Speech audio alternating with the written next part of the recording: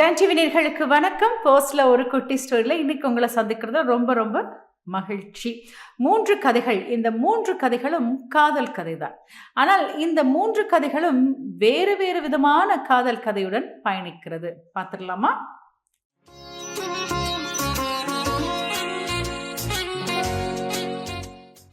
போஸ்ட்ல ஒரு குட்டி ஸ்டோரியில இந்த கதைய எழுதி அனுப்பியிருக்காங்க. கொழும்புலருந்து தான் எழுதி அனுப்பியிருக்காங்க. ஆனால் இது எனக்கு தெரிந்த ஒரு உறவினர்களுக்கு நடந்த கதைய தான் நான் உங்களுக்கு பதிவு செய்திருக்கேன் அப்படின்னு சொல்லியிருக்காங்க.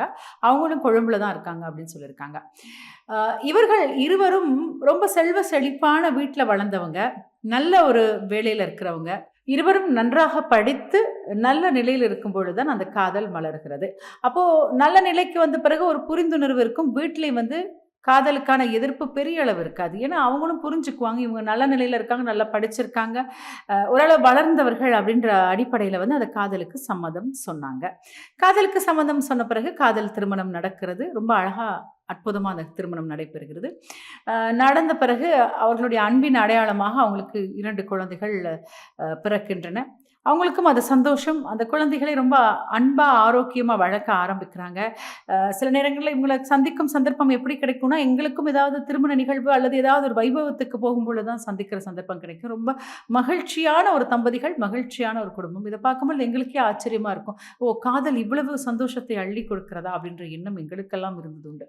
இப்படிப்பட்ட ஒரு நிலையில ஆ காலங்கள் கடந்து அப்படியே உருண்டு ஓடிட்டுருக்கு. இப்போ 8 வருடம் கடந்த நிலையில அவங்களுடைய மூத்த மகனுக்கு பார்த்தீங்கன்னா 7 வயதும், 2வது மகளுக்கு 5 வயதும் நிரம்பி இருக்கிற சூழ்நிலையில, நான் ஒரு விடயத்தை கேள்விப்பட்டேன். ரொம்ப அதிர்ச்சியா இருந்தது. அதுதான் பகிர்ந்துக்கிறேன் அப்படின்னு சொல்லியிருக்காங்க. அதாவது என்னன்னா, இந்த சந்தோஷத்தை மாத்திரம் அ முழுமையா கொண்ட இந்த குடும்பத்தில ஒரு சின்ன பிரச்சனை ஏற்பட்டிருக்கு. இருவரும் பிரிய போறாங்களாம். விவாகரத்து பெற போறாங்களாம். என்ன ஏதுன்னு எனக்கு ஒரே ஆச்சரியமாயிருச்சு. சரி, என்ன அப்படின்னு நான் விசாரிக்கும் பொழுது, இவர்கள் க காதல் திருமணம், மகிழ்ச்சியான காதலர்களாக இருந்தாங்க. ஆனால் இருவருக்கும் இடையிலே ஒருவரை ஒருவர் பிடிக்காமல் போயிருச்சு. அது எப்படின்னு தெரியல. அது என்ன காரணம்னு அவங்களுக்கும் சரியா சொல்ல முடியல. ஆனால் அந்த குறிப்பிட்ட ஆணுக்கு வேறொரு பெண் மீது காதலும், இந்த குறிப்பிட்ட பெண்ணுக்கு வேறொரு ஆண் மீதும் ஒரு காதல் ஏற்பட்டிருக்கு.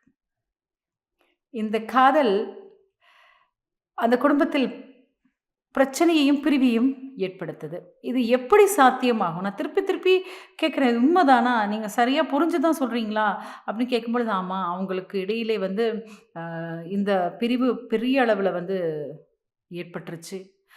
இந்த குழந்தைகளுடைய எதிர்காலத்த அப்ப அவங்க யோசிக்க மாட்டாங்களா? அந்த குழந்தைகள் அன்பையும், சந்தோஷத்தையும் நிறைவாக பார்த்து வளர்ந்த குழந்தைகள். திடீர்னு ஒரு பிரிவு ஏற்பட்ட உடனே, அம்மா கிட்ட ஒரு குழந்தையும், அப்பா கிட்ட ஒரு குழந்தையும் பிரிக்கப்பட்டு போயிருமே! அப்படின்னா ஒருவர்கிட்ட இந்த குழந்தை போயிடுமே! அந்த குழந்தைக்கு முழுமையா அன்பு கிடைக்காது. ஏன் அவங்க புரிஞ்சுக்கல? இந்த இருவருக்கும் இடையிலே இருந்த அந்த காதலும், அன்பும் எப்படி இன்னொருவர்கிட்டருந்து கிடைக்கும் அப்படின்னு எனக்கே புரியல. நீங்க இந்த காதல், அன்பை யாரிடத்திலே செலுத்துகிறீர்களோ, அவர்களிடத்திலே கைகோர்த்து கொண்டு நடக்கும் பொழுது, அந்த கடற்கரையில் உள்ள அலை கூட உங்களுக்கு சந்தோஷத்தை கொடுக்கும். இந்த இயற்கையின் உள்ள பல விடயங்கள் உங்களுக்கு மகிழ்ச்சியை கொடுக்கும். அதுதான் அந்த காதலுக்கு அழகு, இல்லையா? ஆனால் இப்படி வேறொருவர் மீது காதல் அப்படின்னு சொல்லும்போது, எப்படி அந்த காதல் ஏற்படும்? அதுக்கு அதுக்கு அது காதல், அதுக்கு எப்படி அத நான் சரியா விளக்கப்படுத்துறது எனக்கும் புரியல அப்படின்னு அந்த கடிதத்தில் சொல்லியிருக்காங்க. சில நேரங்கள்ல நெறைய இப்படிலாம் செய்திகள நாங்க கேட்டுட்டு வரோம். அண்மை காலமா அதிகமா கேட்டுட்டு வரோம். அதிகமான செய்திகளை பார்க்கின்றோம். இதனால் தவறான முடிவுகள், தவறான பிரச்சனைகள்ல உள்வாங்கப்படுறதையும் நாங்க பார்த்துட்ருக்கோம். இதெல்லாம் ஏன் அப்படின்ற கேள்வி எல்லாருடைய மனசிலும் இருக்கு.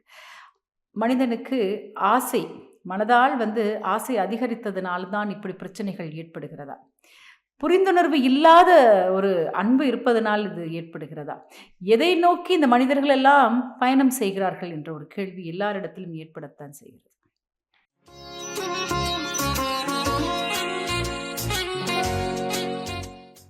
போஸ்ட்ல ஒரு குட்டி ஸ்டோரியில இன்னொரு கதை கேட்டுறலாமா? இதுவும் காதல் தான். காதலுக்கு எப்படியெல்லாம் வகைகள் இருக்கின்றன. இப்ப இந்த காதல் எப்படின்னா, இவங்க 2 பேரும் கிட்டத்தட்ட ஒரு 3 வருடம் காதலிக்கிறாங்க. ஒரே அலுவலகத்தில் வேலை பண்றாங்க. காதல் இருக்கிறது. அந்த காதல் ஒரு பக்குவப்பட்ட வயதில் தான் வருகிறது. சிறு வயது கிடையாது. பக்குவப்பட்ட வயதில தான் காதல் வருது. இந்த காதல் எல்லாராலும் ஏற்றுக்கொள்ளப்படுகிறது. ஏன்னா, நல்ல குறிப்பிட்ட ஒரு வயது, நல்ல நிலையில இருக்காங்க. அவங்க இருவரும் புரிந்து கொள்வாங்க அப்படின்ற அடிப்படையில் இரு வீட்டார்களும் சரி அப்படின்னு சொல்கிறாங்க. சரின்னு சொன்ன பிறகு இந்த திருமணம் அழகாக இடம்பெறுகிறது. இடம்பெற்ற பிறகு எப்போவுமே வந்து நாங்க வந்து காதலித்து மணமுடிக்கும் பொழுது, அந்த குறிப்பிட்ட ஆணினுடைய உறவினர்களை தன்னுடைய சொந்தமாக நினைக்கணும். அதே மாதிரி அந்த பெண்ணினுடைய உறவினர்களை தன்னுடைய சொந்தமாக நினைக்கணும். அதுதான் அந்த இயல்பு. ஆனா அது வந்து இப்ப கிடையாது. அப்போ நாங்க ஒரு புகுந்த வீட்டுக்கு போனா, அங்க இருக்கவர்களை எப்படி ஏற்றுக்கொள்வது? அவர்களை எப்படி அனுசரித்து போறது? அப்படின்ற விடயம் இருக்கிறது. இங்க காதல் திருமணம் முடிச்சிருக்கீங்க. உங்களை காதலித்தவர் எப்படிப்பட்டவர்ன்னு உங்களுக்கு தெரியும். அந்த காதலை சிறப்பாக கொண்டாடணும் அப்படின்னா, அவருடைய பெற்றவர்களையும், அவர்களுடைய உறவினர்களையும் நீங்க ஏற்றுக்கொள்ளணும். அப்போ இங்க வந்து அந்த பிரச்சனை ஏற்பட்டிருக்கிறது. செய்யும் விடயங்கள்ல வந்து இரு வீட்டாருக்கு இடையிலும் சில சில பிரச்சனைகள். அதாவது திருமணம் முடித்து 6, 7 மாதங்கள் பிறகு தான் அந்த பிரச்சனை ஆரம்பிச்சிருக்கு. ஆரம்பிச்ச பிறகு இப்போ திருமண வாழ்க்கை கசக்கிறது. என்ன செய்யலாம்? அப்படின்னு யோசிக்கிறாங்க. இந்த கசப்பான இந்த அனுபவத்தை கொடுத்தது தான் காதலா? எதற்காக நாங்கள் திருமணம் செய்தோம்? எதற்காக நாங்கள் இன்னும் ஒன்றிணைந்து வாழ்ந்து கொண்டிருக்கிறோம்? ஆனா, இதுல வந்து நாங்க ஆழமா பார்க்குற விஷயம் என்ன தெரியுமா? ஒரு பிரச்சனை ஏற்பட்டுருச்சுன்னா, அந்த பிரச்சனைக்கு பக்கத்துல சொல்லுவாங்களே ஒரு சின்ன கோடு, அதுக்கு பக்கத்துல ஒரு பெரிய கோடு நாங்க போட்டுட்டோம் அப்படின்னா, அந்த சின்ன கோடு மறைஞ்சிரும் அப்படின்னு சொல்லுவாங்க. அந்த பெரிய கோடு தான் இருக்கும். அப்போ ஒரு பிரச்சனை வந்துருச்சுன்னா, அந்த பிரச்சனை பக்கத்துல நீங்க என்ன பண்ணணும்? ஒரு பெரிய பிரச்சனையா கோட போடுவீங்களா? கிடையாது. நீங்க அதுக்கு பதிலா சந்தோஷமான நிகழ்வுகளே ஒரு பெரிய கோடா போட்டு பாருங்களேன். இந்த சின்ன பிரச்சனையான கோடு மறைஞ்சிரும். அப்போ இந்த குடும்பத்துல நீங்க வந்து எதிர்பார்த்தது எல்லாமே நடக்கல அப்படின்னா, அதெல்லாம் ஒண்ணும் கிடையாது. நீங்க நிறைய விடயங்கள எதிர்பார்க்கிறது குறைச்சுக்குங்க. எதிர்பார்ப்புகள் சில நேரங்கள்ல கைகூடாம போயிரும். ஆனா எதிர்பார்ப்புகளை குறைத்துக் கொள்ளுங்க. கிடைத்ததை மகிழ்ச்சியாக ஏற்றுக்கொள்ளுங்கள். அதற்கு அழகுபடுத்துங்க. அது கிடைச்சத ரொம்ப அழகுபடுத்துங்க. ரசிச்சு பாருங்க. அப்போ உங்களுக்கு பலர் சொல்லும் விடயங்கள் உங்க மனச புண்படுத்தாது. அவர்களுடைய எண்ணம் இப்படியாக இருந்தால், என்னுடைய எண்ணம் இப்படி. நானும் தன்மையாக இருக்கிறேன் அப்படின்னு நினைச்சிட்டாலே நெறைய பிரச்சனையிலிருந்து நாங்க விடுபட்டுறலாம். அப்படி இருந்தா இந்த காதல் வந்து கண்டிப்பா உங்களுக்கு மகிழ்ச்சியை கொடுக்கும். ஆனால் இங்கே அப்படி அல்ல. இருவரும் முரண்பட்ட கருத்துக்களை வைத்துக்கொண்டு இந்த வண்டியோட சக்கரங்கள் 2 வேண்டும். அந்த 2ல் 1 ஒழுங்கா இல்ல அப்படின்னா, அந்த வாழ்க்கை என்பது எப்படி ஓடும்? மேடு பள்ளம் இருக்கத்தான் செய்யும். நிலையற்ற வாழ்க்கை. ஆனால் இதை அழகுபடுத்துறது உங்க கையில தான் இருக்கு அப்படின்ற விடயம் இருக்கு. இன்னொரு கதையை பார்க்கலாம்.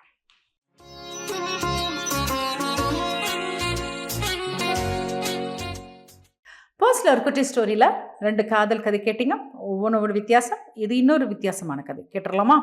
இது வந்து என்னன்னா, இந்த வீட்ல வந்து அவங்க வந்து 3வது பெண் குழந்தை. அவங்களே இந்த கதைய எழுதியிருக்காங்க. அவங்க வந்து இந்த கதைய பதிவு செய்திருக்காங்க. எங்க இருந்து தெரியுமா? நீர்கொழும்புலருந்து பதிவு செய்திருக்காங்க. நான் வந்து என்னுடைய வீட்ல 3வது பெண் குழந்தை. எனக்கு மேல பார்த்தீங்கன்னா, ஒரு அக்கா இருக்காங்க, ஒரு அண்ணா இருக்காங்க. அப்ப நான் வந்து செல்ல குழந்தை தான். ஆனா கொஞ்சம் கண்டிப்பான குழந்தை.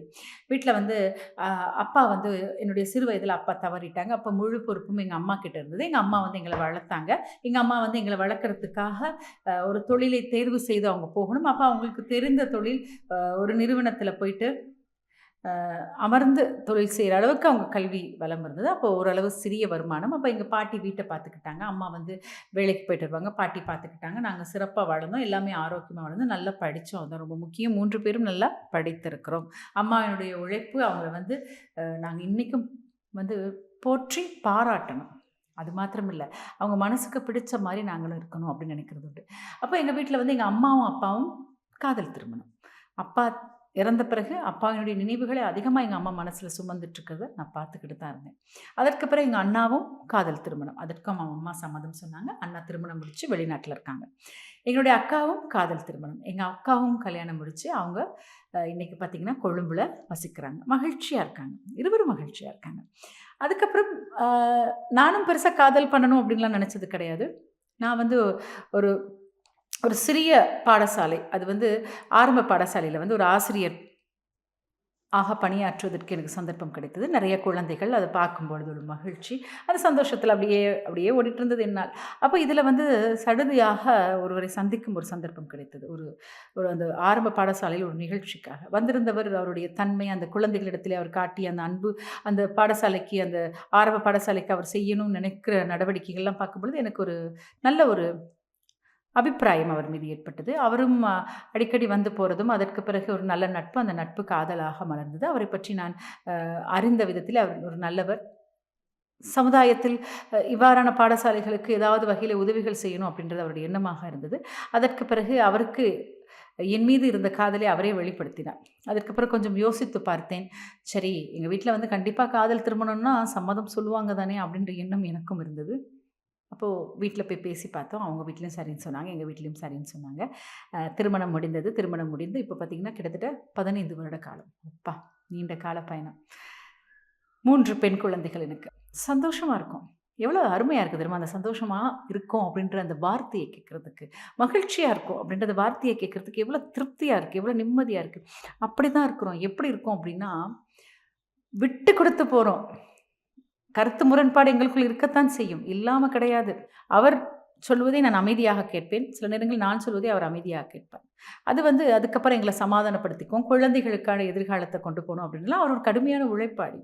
அவர் அவர் வந்து ஒரு சிறிய ஒரு நிறுவனத்தை நடத்தி சிறப்பா நடத்திட்டுருக்கார். நானும் அந்த நிறுவனத்திற்கு என்னால் முடிந்த அளவு ஒத்துழைப்பை கொடுக்கிறேன். எனக்கு 3 குழந்தைகள் இருக்காங்க. அவங்களுடைய படிப்பு, பாடசாலை, அவர்களுக்கு தேவையானவற்றை எல்லாம் நான் கவனிக்கணும். அதில வீட்லயே இருக்கேன். வெளியிலயும் குழந்தைகளுடைய மற்றவைகளில் நான் பங்களிப்பு செய்தனால, முடிஞ்ச அளவு அவருடைய வேலையில நான் பங்களிப்பு செய்றேன்.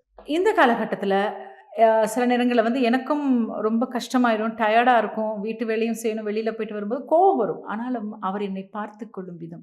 அவரு வந்து "சாப்பிட்டீங்களா? இன்னைக்கு என்னலாம் நடந்தது?" அப்படின்னு அன்பா கேட்கும்பொழுது, எனக்குள்ள இருந்த அந்த சோர்வு மறைந்து விடும். அப்படியே ஒரு உற்சாகம் ஆயிடும். ஏன்னா, அந்த அந்த காதல் இன்னும் இருக்கிறதே. 15 வருடம் கழிந்த நிலையிலுமே அந்த முதலா காதலிக்கும் பொழுது மலர்கள் கொடுப்பாங்க. அந்த மலர் இன்னும் வாடாமல் இருக்கிறத பார்த்தா எனக்கே ஆச்சரியமா இருக்கும்.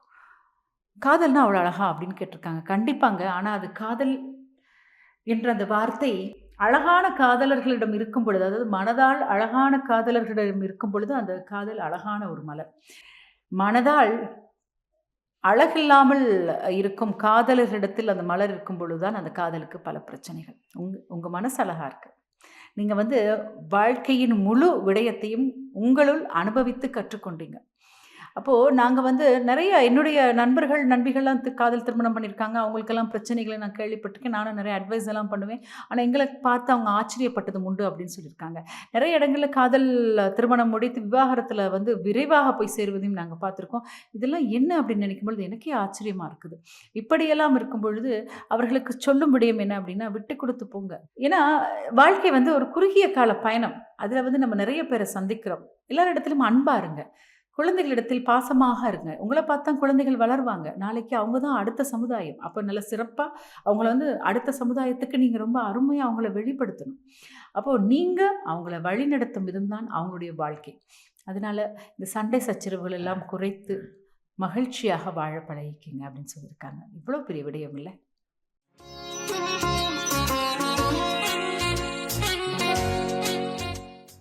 போஸ்ட்ல ஒரு குட்டி ஸ்டோரியில 3 கதை. 3மே காதல் அப்படின்ற ஒரு விடயத்த சொல்லியிருந்தேன்ல. காதல் கல்யாணம் தான்.